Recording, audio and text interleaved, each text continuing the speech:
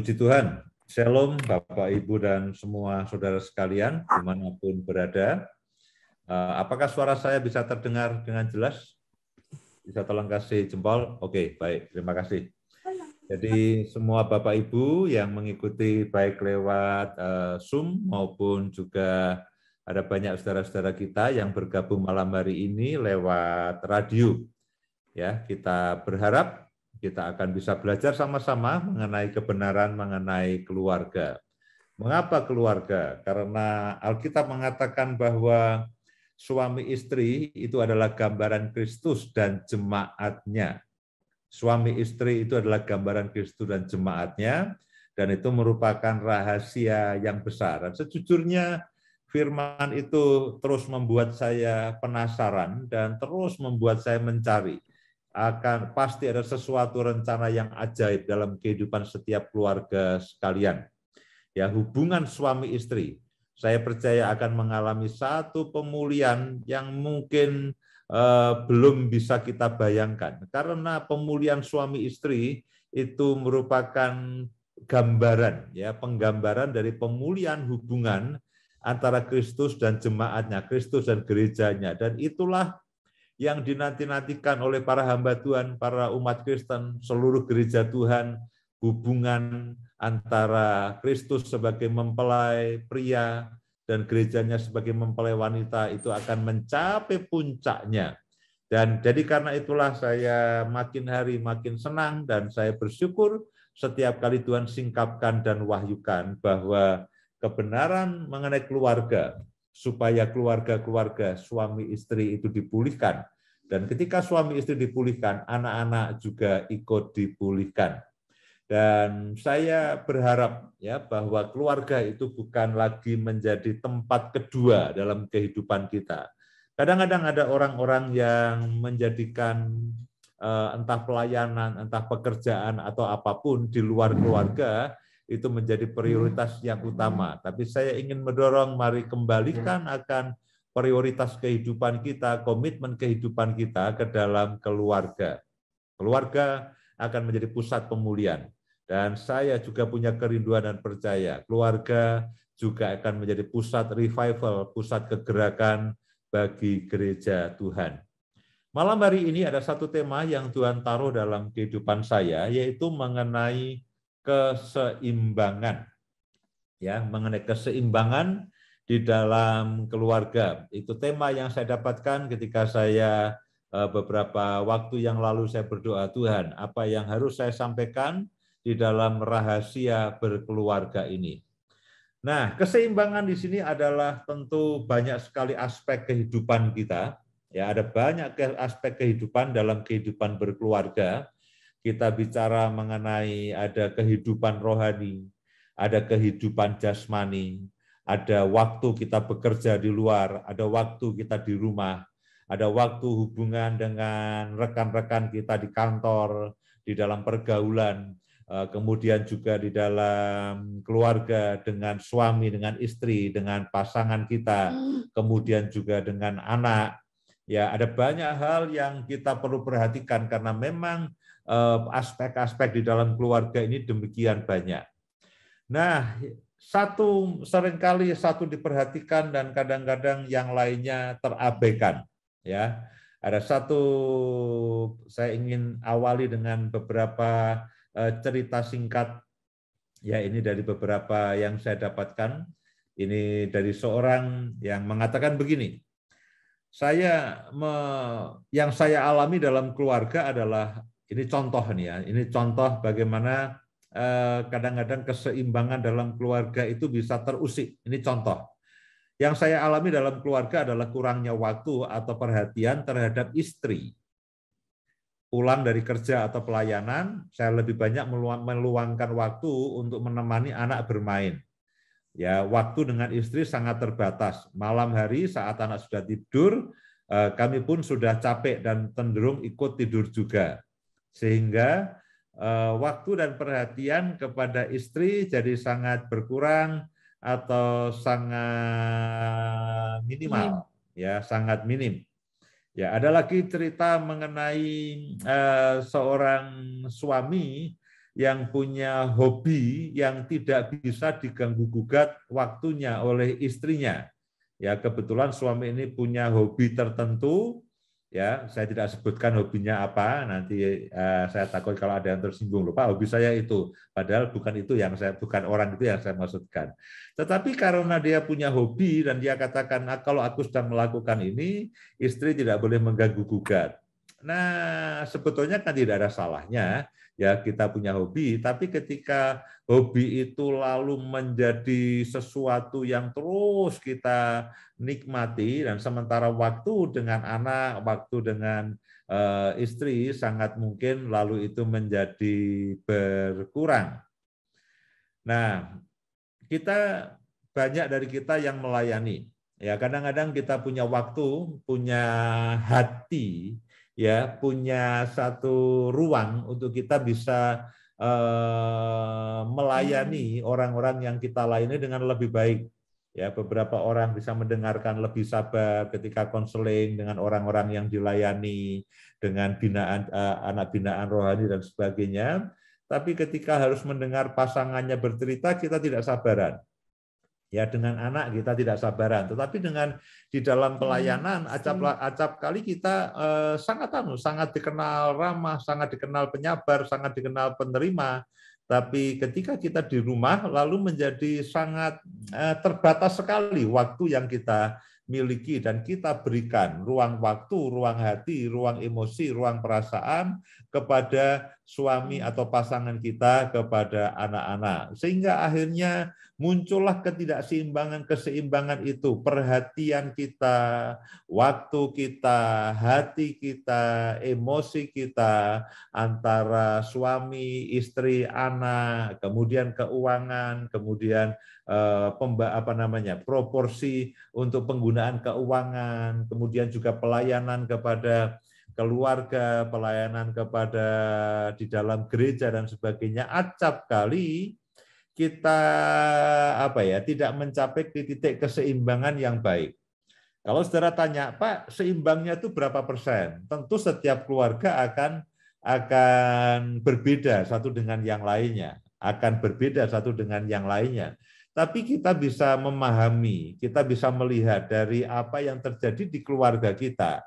Ini sepertinya saya harus mulai memikirkan dan saya harus mulai untuk menjaga keseimbangan di dalam kehidupan keluarga. Ada waktunya kita bekerja, ada waktunya kita pelayanan, ada waktunya kita mungkin menjalankan hobi kita dengan teman-teman kita, tapi juga jangan lupa ada waktunya untuk kita juga memperhatikan akan keluarga kita. Dan keluarga kita punya anak yang pertama, anak yang kedua, anak yang ketiga, kemudian punya istri, punya suami, acap kali juga diperlukan hikmat-hikmat tertentu untuk bagaimana supaya perhatian hati kita semuanya itu boleh dalam kita berinteraksi dengan mereka, kita boleh mengalami akan keseimbangan. Nah, keluarga, ya beberapa kasus itu kadang-kadang begini, keluarga itu acap kali diabaikan. Ya, kita pikir bahwa orang-orang yang bersama dengan kita, mereka tahu semuanya, mereka beres semuanya, mereka harusnya tahu tentang kita, Pak. Dia tahu kesibukan saya, dia tahu persoalan saya. Nah, tentu mereka memang tahu, tapi juga bukan berarti lalu kita mengabaikan akan keluarga kita. Slide berikutnya.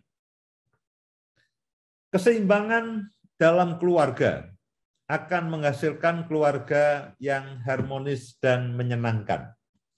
Kalau tidak ada yang terabaikan, istri tidak terabaikan, suami tidak terabaikan, anak-anak mereka mendapatkan proporsi yang cukup, dan semua mendapatkan perhatian yang memadai, sehingga dalam keluarga itu ada keseimbangan, itu akan menarik.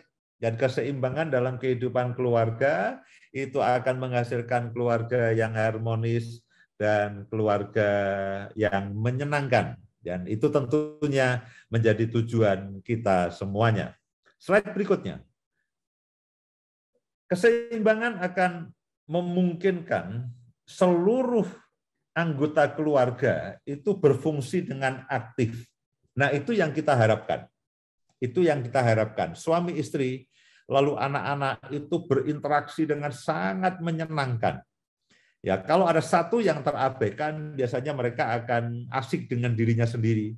Lalu kadang-kadang mereka menyendiri, mereka lebih sensitif dan sebagainya. Dan saya berharap ketika keseimbangan dalam keluarga itu tercapai, itu seluruh anggota keluarga itu akan berperan, berfungsi dengan aktif, semua menyenangkan, interaksi suami, istri, ayah, anak, mama, ibu, anak, dan sebagainya, anak yang besar, anak yang kecil, dan sebagainya, itu akan berlangsung dengan baik.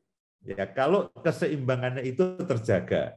Nah, saya berdoa memang akan ada banyak pertanyaan, Pak, bagaimana cara menyeimbangkannya? Jadi kembali bahwa kita akan mencoba mempelajari mengenai keseimbangan ini, dan saya berharap bahwa dengan keseimbangan ini kita mulai memikirkan ya apakah semua faktor, semua bagian dalam kehidupan kita dalam berkeluarga itu seimbang atau tidak. Berikutnya, gambar berikutnya.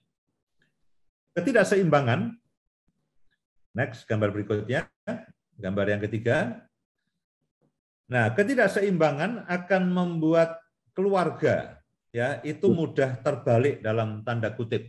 Ya, seperti perahu atau bahtera rumah tangga, ketidakseimbangan akan membuat keluarga menjadi mudah terbalik dalam tanda kutip, akan mengalami banyak konflik, akan mudah sekali mengalami banyak konflik. Seperti gambaran dari perahu atau kapal itu harus seimbang ya antara yang atas dan bawah dan sebagainya, supaya apa? Kapal atau perahu itu tidak mudah terbalik. Ya, tapi kalau tidak seimbang akan mudah terbalik, dan dalam keluarga itu akan mudah sekali kita untuk mengalami banyak konflik. Keluarga kita menjadi rentan. Ya, keluarga kita menjadi rentan karena ketidakseimbangan akan menimbulkan ketidakpuasan dari yang lainnya. Kalau suami merasa diabaikan, istri merasa diabaikan, atau ada anak yang merasa diabaikan, lalu merasa bahwa orang tua lebih memperhatikan yang lainnya, waktunya, perhatiannya, emosinya, perasaannya sudah terkuras sehingga anak-anak mungkin merasa hanya mendapatkan sisa-sisa, itu akan rawan, akan rentan terhadap munculnya konflik, sehingga tidak jarang lalu keluarga, lalu perahu itu menjadi mudah terbalik dalam tanda kutip. Gambar berikutnya, ketidakseimbangan akan berbuah ketidakpuasan di antara anggota keluarga. Ya, ketidakseimbangan akan berbuah ketidakpuasan di antara anggota keluarga karena yang satu merasa tidak diperhatikan oleh yang lainnya. Baik, kita akan teruskan. Lalu begitu apa sih penyebabnya? Ya, penyebab ketidakseimbangan di dalam keluarga. Sebelum nanti kita akan sampai kepada bagian bagaimana kita menyeimbangkan, apa yang harus kita coba telusuri, ya, apa yang harus kita coba telusuri. Kita akan sampai kepada bagian lalu apa penyebab ketidakseimbangan dalam keluarga itu apa, ya. Gambar berikutnya, yang pertama, bukan yang ini tapi yang berikutnya, ya, berikutnya. Yang pertama adalah kehidupan yang berfokus kepada diri sendiri, ya, berfokus kepada diri sendiri. Kita pikir begini, orang lain bisa menyesuaikan dengan kita. Harusnya orang lain menyesuaikan kita. Harusnya orang lain mengerti saya. Harusnya orang lain memahami akan tugas saya, memahami akan apa yang menjadi perhatian saya. Lalu fokus pada diri sendiri, lalu menjadi egois dan acap kali lalu menjadi sikap menyepelekan yang lainnya. Nah, sikap-sikap ini akan membuat kita itu jadi mudah sekali terhadap yang lainnya itu mengabaikan. Karena apa? Kita lebih memikirkan kepada diri sendiri, harusnya semuanya itu memahami kita. Dan itulah yang acap kali dialami oleh setiap anggota keluarga. Istri berpikir harusnya suami, anak-anak itu harus memahami saya. suami berpikir istri dan anak-anak harus memahami saya akan bekerja, saya melayani, saya begini dan sebagainya. Anak-anak berpikir harusnya orang tuaku itu memahami saya dan sebagainya. Nah, bayangkan kalau setiap anggota keluarga lalu berharap yang lainnya hanya memahami, lalu sikap seimbang atau situasi yang seimbang itu menjadi tidak tercapai. Yang kedua, kita memakai kacamata sendiri untuk menilai orang lain. Ya, kita selalu menilai orang lain memakai cara pandang kita sendiri. Akibatnya kita betul-betul mengabaikan pemikiran orang lain, perasaan orang lain, emosi keluarga kita abaikan. Oh, saya tidak kok. Kalau saya tidak apa-apa, ya begitu itu saya tidak apa-apa. Ya, bagi kita tidak apa-apa, bukan berarti bagi istri kita harus tidak apa-apa. Itu hal yang berbeda. Kalau bagi ayah tidak apa-apa, mengalami sesuatu tidak apa-apa, belum tentu, dan kita tidak bisa mengharuskan bahwa lalu anak juga tidak apa-apa. Papa aja bisa, mama aja bisa, masa kamu tidak bisa? Nah, cara pandang seperti itu ketika kita menilai orang lain dengan cara berpikir kita, dengan keyakinan kita sendiri, itu yang acap kali memunculkan ketidakseimbangan. Kemudian apalagi yang ketiga adalah pada akhirnya kita tidak menjadi tidak peka dengan kebutuhan orang lain. Kita menjadi tidak peka dengan kebutuhan orang lain. Nah, paling tidak ya, tiga hal inilah yang acap kali kita itu tidak menjadi sensitif, ya, menjadi tidak peka dengan situasi, dengan cara berpikir, dengan perasaan, dengan emosi, dengan kebutuhan-kebutuhan, dengan pendapat, dengan aspirasi dari anggota keluarga yang lainnya. Nah, sikap tidak peka itu akan membuat kita menjadi berjarak.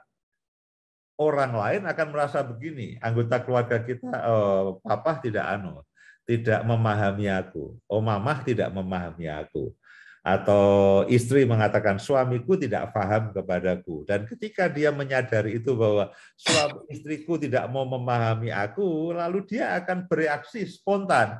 Ya, buat apa kalau dia tidak memahami aku, buat apa aku harus memahami dia?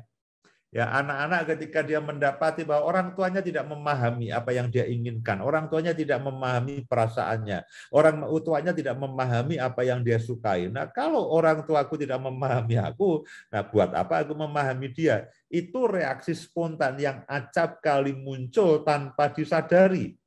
Dan akibatnya kadang-kadang anak lalu mencari lingkungan, mencari komunitas yang bisa memahami dia sepenuhnya dan bahkan mensupport, ya, bahkan mensupport akan apa yang menjadi keinginannya, mendukung apa yang menjadi keinginannya. Nah, jadi sikap-sikap ini merupakan sikap yang tidak membangun, sikap yang tidak konstruktif ketika kita hanya fokus pada diri sendiri. Ya, kita egois, kita menyepelekan akan pikiran, perasaan, kehendak, cara berpikir anggota keluarga kita itu betul-betul sangat merugikan. Ya, kemudian memakai kacamata sendiri tidak peka dan sebagainya. Nah, itu sikap-sikap yang menjadi membuat ketidakseimbangan di dalam keluarga. Nah, gambar berikutnya, apa saja yang perlu diseimbangkan dalam kehidupan berkeluarga? Apa saja yang perlu diseimbangkan dalam keluarga? Praktis, bisa dikatakan semua aspek dalam kehidupan berkeluarga kita, baik yang rohani, baik yang jasmani, pekerjaan, pelayanan, suami istri, anak, dan lain-lainnya, semua aspek dalam kehidupan keluarga kita harus mulai memikirkan dan mulai mencermati bahwa oh, ternyata yang satu harus diperhatikan, yang lainnya tidak boleh diabaikan. Ya, jadi semuanya akan mendapatkan perhatian, mendapatkan sesuatu yang baik secara proporsional. Kemudian, bagaimana? Ya, kita sampai kepada poin-poin yang penting. Kalau begitu bagaimana, Pak, caranya untuk kita bisa membangun keseimbangan, untuk bisa membangun akan keseimbangan. Yang pertama, ya, bagaimana membangun keseimbangan. Nah, yang pertama adalah kita harus mengasah kepekaan. Ya, kita harus mulai memikirkan apakah saya termasuk orang yang peka atau orang yang sebetulnya acuh tak acuh dan cenderung mengabaikan. Ya, mengasah kepekaan terhadap perasaan, cara berpikir, pendapat, kebutuhan akan pasangan kita dan anggota keluarga yang lainnya, ya, pasangan dan anak-anak, karena kan dalam keluarga ada suami, istri, dan anak-anak. Jadi yang pertama kita harus mulai memikirkan, apakah saya ini orang yang peka atau cenderung orang yang mengabaikan? Ya, kita orang yang sensitif atau orang yang tidak mau disentuh. Nah, sikap tidak mau disentuh dan sikap yang tidak peka itu merupakan sikap yang tidak konstruktif, ya, sikap yang tidak kondusif, yang tidak mendukung dalam kehidupan berkeluarga. Kalau kita makin, misalkan saya dengan Bu Indah, saya makin acuh tak acuh, saya makin mengabaikan, dan kita menuntut, ya harusnya kamu yang memahami aku, dia menuntut, harusnya papa yang memahami aku. Nah, kalau semuanya menuntut difahami, ya kita tidak akan mengasah kepekaan terhadap pasangan dan terhadap anggota keluarga yang lainnya.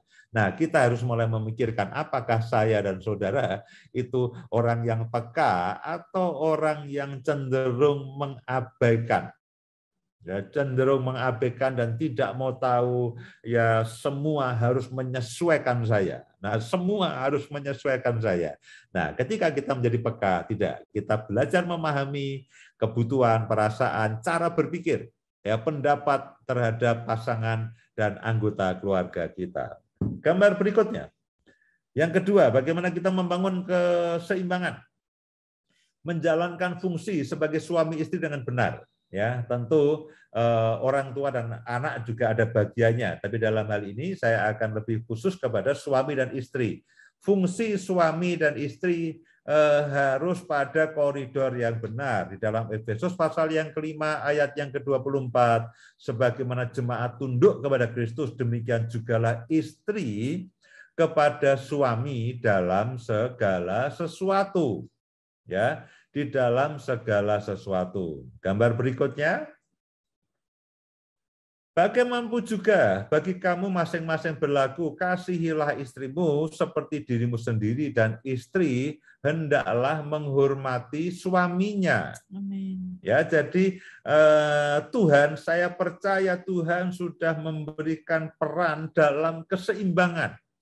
Ya, begitu kita tidak puas dengan peran yang Tuhan berikan kepada kita, jangan-jangan itu akan menjadi pemicu dari ketidakseimbangan dalam kehidupan kita. Istri dikatakan, hai istri, seperti jemaat tunduk kepada Kristus, istri kepada suami dalam segala sesuatu. Sebaliknya suami, kasihlah istrimu seperti dirimu sendiri, dan istri hendaklah menghormati suaminya. Gambar berikutnya, next. Demikian juga kamu, hai suami-suami, hiduplah bijaksana dengan istrimu sebagai kaum yang lebih lemah.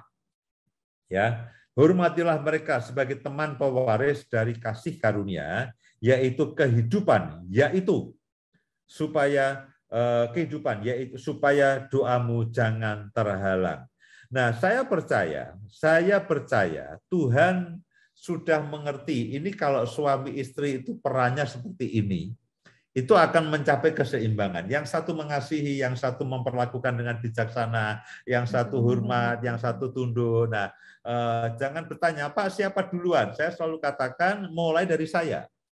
Tapi karena dalam konteks keseimbangan, harusnya begini, istri juga memperhatikan ketika suamiku mulai berubah, aku juga harus mulai berubah dong. Ya, jangan ketika suami mulai berubah lalu istri, nah itu betul ya, kamu sudah mulai bertobat. Nah, kamu bertobat, aku tidak bertobat. Nah, itu kan tidak bagus. Itu namanya tidak menyeimbangkan satu dengan yang lainnya. Saya percaya ya peran ini sudah didesain oleh Tuhan sendiri. Kalau suami mengasihi dan berlaku bijaksana kepada istri, kemudian istri tunduk dan menghormati suami, itu akan terjadi keseimbangan seperti yang Tuhan mau. Ya, seperti yang Tuhan mau. Pak, ini kan zaman emansipasi, bukan hanya istri yang tunduk, suami juga harus mulai sekarang tunduk. Nah, kita tidak bicara mengenai katakanlah sesuatu pemikiran manusia, tapi secara ilahi Tuhan sudah menetapkan ini peran yang paling ideal. Dan kalau saudara, Bapak, Ibu tanya, Pak, dimulai dari siapa? Dari saya, bukan dari kita. Artinya kalau suami yang menyadari, oke, aku akan lebih berlaku bijaksana dan lebih mengasihi. Kalau istri yang menyadari terlebih dahulu, aku akan lebih menghormati dan lebih tunduk. Nah, tapi di sisi yang lain, begitu kita melihat ada perubahan dari pasangan kita, kita harus mengimbangi. Ya. Amen. Jangan ketika istri mulai belajar tunduk, nah gitu tunduk, aku sudah tunggu puluhan tahun ya baru sekarang tunduk, nah, kamu kenapa? Nah ketika ada orang berubah, alih-alih dihargai dan diimbangi, alih-alih dihargai dan diimbangi, malah dihina, malah ditekan, malah aku sudah lama menantikan itu. Nah itu kan repot saudaraku ya. Jadi kita harus seimbang dan kita harus mengimbangi. Ya, kalau ada hal yang baik dilakukan oleh istri, kita mengimbangi. Ya, kalau suami mulai berubah, kita mengimbangi. Istri mulai berubah, kita mengimbangi. Anak-anak mulai berubah, kita mengimbangi. Jadi jangan ketika ada orang berubah malah wah, nah begitu ini baru istri ideal, istri pujaan. Nah, itu menghina ya. Itu hinaan yang kadang-kadang aku berubah juga suamiku alih-alih mengimbangi atau istriku mengimbangi malah begitu. Nah, akibatnya itu akan membuat hati kita menjadi tawar. Gambar berikutnya. Ya, gambar berikutnya. Nah, mengembangkan gaya hidup saling. Ya, salah satu kunci keseimbangan adalah saling, saudaraku. Nah, Alkitab ternyata itu menulis banyak sekali saling dalam kehidupan bergereja. Nah, tapi begini, jangan lupa bahwa keluarga ini merupakan unsur gereja yang terkecil. Loh ini kan dalam jemaat, Pak. Loh memang istri bukan jemaat. Memang anak-anak bukan jemaat. Ya memang suami bukan jemaat. Nah, artinya begini, apa yang Alkitab katakan, yang Tuhan sampaikan kepada jemaatnya, itu juga harus berlaku di dalam keluarga. Nah, ketika saya menemukan mengembangkan gaya hidup saling, saudaraku, ini puji Tuhan, ini bagus sekali. Ya ada begitu banyak ayat, tapi saya tidak akan bacakan semuanya. Saya hanya akan bacakan beberapa bagian. Nanti setelah ini, Bu Indah akan sampaikan bagiannya. Jadi harus saling melengkapi dalam berbicara. Injil Yohanes pasal yang ke-15 ayat yang ke-12, inilah perintahku, yaitu supaya kamu saling mengasihi. Saling mengasihi. Aku seperti aku telah mengasihi. Nah, ini merupakan begitu kita mengembangkan gaya hidup saling, itu kita sedang mengembangkan gaya hidup yang seimbang dan saling mengimbangi satu dengan yang lain sehingga keseimbangan dalam keluarga itu tercapai. Ya, jadi ketika kita mengembangkan gaya hidup saling, itu kita akan punya gaya hidup menyeimbangkan, saling menyeimbangkan satu dengan yang lain, sehingga dalam keluarga kita akan mencapai keseimbangan yang menyenangkan. Gambar berikutnya. Dalam Roma pasal yang ke-14 ayat yang ke-19, sebab itu marilah kita mengejar apa yang mendatangkan damai sejahtera dan yang berguna untuk saling membangun. Ya, tadi saling mengasihi, sekarang saling membangun. Nah, ini kalau ini terjadi dalam keluarga, menurut saya ajaib, saudaraku. Jangan kita hanya ku kasihi kau dengan kasih Tuhan, itu terjadi di gereja. Ya, lo kok di rumah tangga tidak? Sudah habis Pak kasihnya, habis sudah aku berikan kepada jemaat yang lainnya. Saudaraku, apa yang kita lakukan di gereja, lakukanlah juga di keluarga. Kita belajar saling mengasihi di gereja, kita belajar saling membangun di jemaat, tapi di keluarga juga harus dikembangkan. Bahkan menurut saya itu yang harus dilakukan terlebih dahulu, saling mengasihi dan saling membangun lebih banyak di dalam keluarga. Kemudian apalagi dalam 1 Korintus. Ya, gambar berikutnya. 1 Korintus pasal yang ke-12 ayat yang ke-25. Supaya jangan terjadi perpecahan dalam tubuh, tetapi supaya anggota-anggota yang berbeda itu apa? Saling memperhatikan. Tadi saling membangun, saling mengasihi, saling memperhatikan. Nah, kalau ini kita lakukan, itu keseimbangan itu akan terus terjaga. Kalau kita condong dengan satu, kita akan menyimbangkan dengan yang lainnya. Kemudian apalagi Efesus pasal yang keempat, ayat yang kedua. Efesus pasal yang keempat, ayat yang kedua, hendaklah kamu selalu rendah hati, lemah lembut, dan sabar. Tunjukkanlah kasihmu dalam hal saling membantu, saling mengasihi, saling memperhatikan, saling menolong, saling membantu. Kemudian gambar berikutnya, Ibrani 10 ayat yang ke-24, dan marilah kita saling memperhatikan supaya kita saling mendorong dalam kasih dan dalam pekerjaan baik. Jadi salah satu cara yang sangat penting seperti yang firman Tuhan ajarkan, kita mengembangkan gaya hidup saling di dalam keluarga kita. Monggo Bu Indah, silakan. Terima kasih. Shalom Bapak Ibu semuanya. Ketika saya mempersiapkan akan Zoom kita malam hari ini, saya berdoa, saya bertanya pada Tuhan, apa Tuhan yang Engkau mau untuk sampaikan gitu. Tiba-tiba muncul satu ayat yang itu membuat saya mengerti apa yang harus saya sampaikan dan bagaimana supaya bisa kehidupan suami istri itu menjadi seimbang. Ya, Amos 3 ayat 3. Saya rasa banyak orang yang sudah tahu ya tentang ayat ini. Amos 3 ayat 3.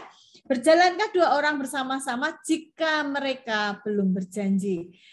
Tuhan mau kita membangun kesepakatan di dalam keluarga kita, khususnya dalam hidup suami istri. Kita mesti membangun kesepakatan. Kita tidak akan bisa berjalan bersama-sama, kita tidak bisa membangun keluarga jika tidak ada kesepakatan di dalam rumah tangga kita. Suami istri harus memiliki kesepakatan. Apa saja yang harus dibangun dalam kesepakatan sebagai suami istri? Hal yang pertama yang saya tulis, kita mesti bersepakat mengutamakan dan menjadikan Kristus pusat yang utama di dalam rumah tangga kita. Itu prioritas yang pertama.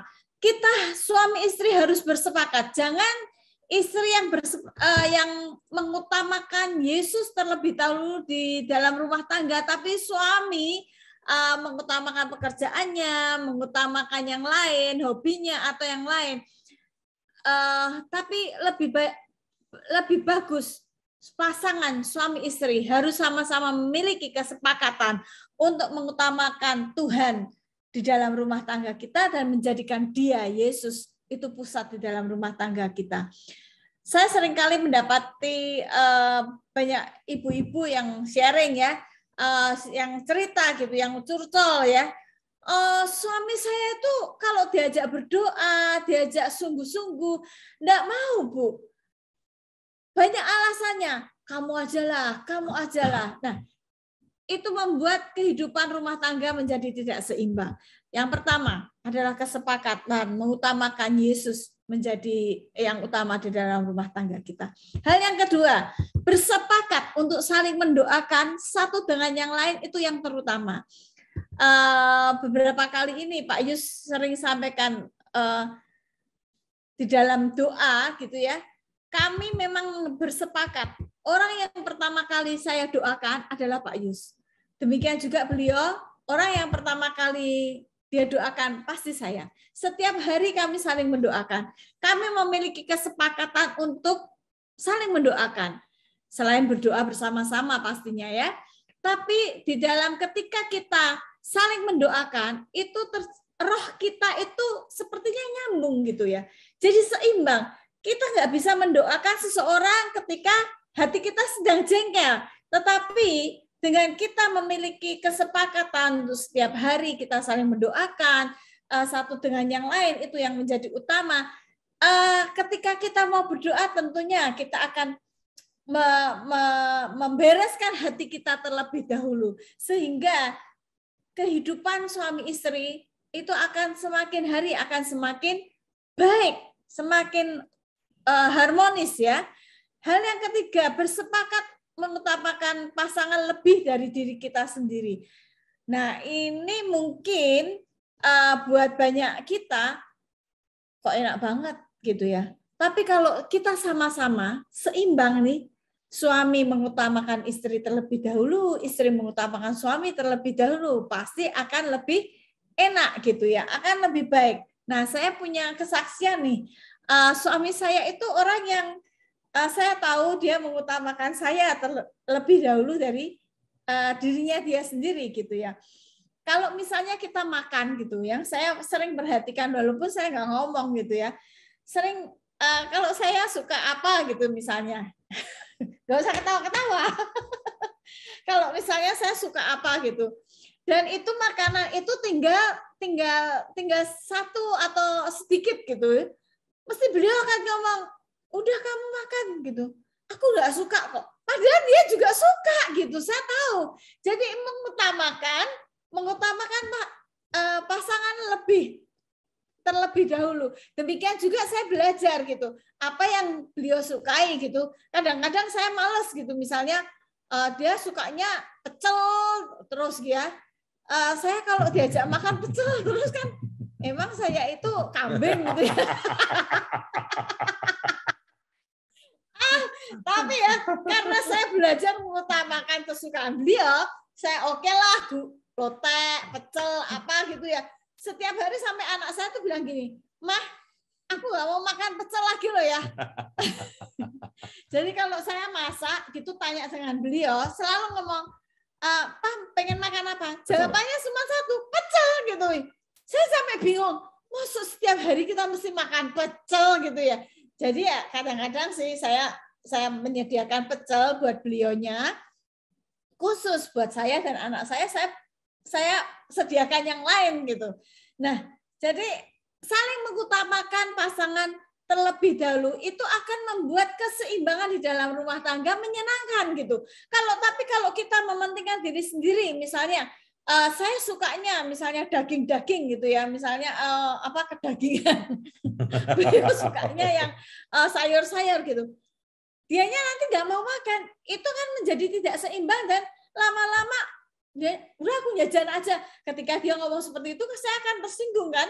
Jadi akan itu menimbulkan konflik. Tapi kalau kita memiliki kesepakatan untuk mengutamakan pasangan lebih dari diri kita sendiri, itu akan menjadi lebih harmonis kehidupan keluarga kita. Kesepakatan yang lain apa? Bersepakat saling mendorong dan menolong buat sebuah kemajuan atau tujuan keluarga. Tujuan keluarga harus disepakati bersama apa-apa yang akan dicapai. Nah, seringkali kita ketika mulai menikah, mungkin yang pengantin-pengantin baru mungkin kalau ada di sini, ya punya angan-angan, punya mimpi-mimpi berdua gitu. Tapi mimpi itu akan luntur di tengah jalan, sehingga lupa gitu. Kita tidak bisa bersepakat lagi. Lah, saya malam hari ini mengingatkan, ketika kita memiliki mimpi-mimpi bersama, ketika kita memiliki tujuan dari pernikahan bersama yang kita rindukan ya, yang kita mau, yang Tuhan tetapkan dalam kehidupan kita, biarlah kita hari-hari ini kembali bersepakat. Oh iya ya, kita pengen seperti ini, kita mau seperti ini. Tuhan sudah rancangkan dalam kehidupan kita. Sebelum kita menikah, Tuhan beri destiny buat keluarga. Kalau aku membangun rumah tangga seperti ini, lakukan ini, apa ya. Nah, kembali malam hari ini bersepakat ya. Terus kesepakatan apa lagi? Bersepakat berani terbuka satu dengan yang lain, satu sama yang lain. Kadang-kadang kalau suami istri gitu, seringkali ada hal-hal yang disembunyikan satu dengan yang lain. Belajar malam hari ini kita diingatkan untuk belajar saling terbuka, saling berani mengutarakan apa yang ada di dalam hati kita, terbuka, jujur dengan pasangan kita itu lebih penting daripada jujur dengan sahabat kita. Belajarlah suami kita, istri kita itu menjadi sahabat. Belajar terbuka. Bisa terbuka dengan sahabat kita atau orang lain, kenapa kita tidak bisa terbuka dengan pasangan kita? Belajar bersepakat untuk terbuka dengan pasangan kita. Karena itu akan menolong keharmonisan kita.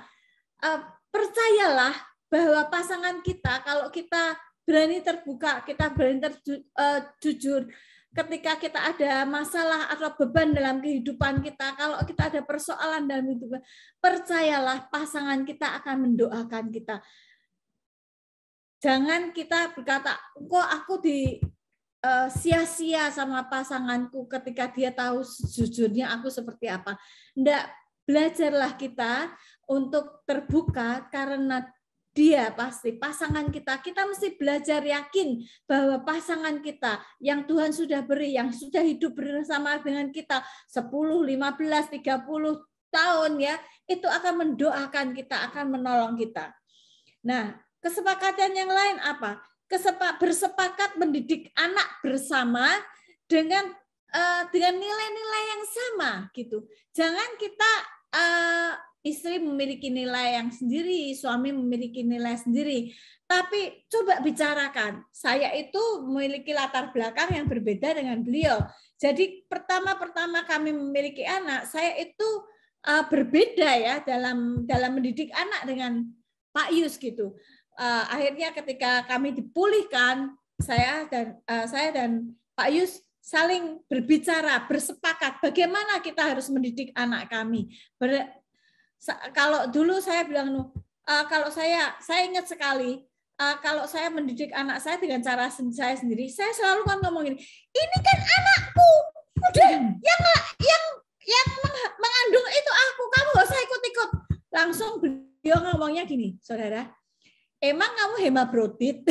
Hermaprodit, kayak cacing bisa beranak sendiri. Jadi saya, iya ya. Jadi kita mesti sama-sama gitu ya, bersepakat bagaimana atau mendidik anak ini. Kita mesti tahu nilai-nilai apa yang kita mau ajarkan buat anak-anak kita bersama-sama ya. Kemudian bersepakat dalam penggunaan keuangan. Itu sangat penting. Ada kesepakatan-kesepakatan yang harus kita lakukan bersama-sama supaya kehidupan suami istri itu seimbang, tidak saling menyalahkan, termasuk ya yang terakhir yang saya katakan dalam penggunaan keuangan. Amin. Jadi yang pertama bersepakat mengutamakan Kristus dalam kehidupan kita sebagai pusat dalam hidup kita, keluarga kita. Sepakat saling mendoakan suami terlebih dahulu nomor 1. Ya, bersepakat mengutamakan pasangan lebih dari diri kita sendiri, bersepakat saling mendorong, menolong untuk sebuah kemajuan ya, bersepakat berani terbuka, mengutarakan apa yang ada di dalam hidup kita, bersepakat mendidik anak dengan nilai-nilai yang sama, bagaimana caranya, dan yang terakhir bersepakat dalam hal penggunaan keuangan. Baik, itu saja Pak Yus. Baik, terima kasih Bu Indah.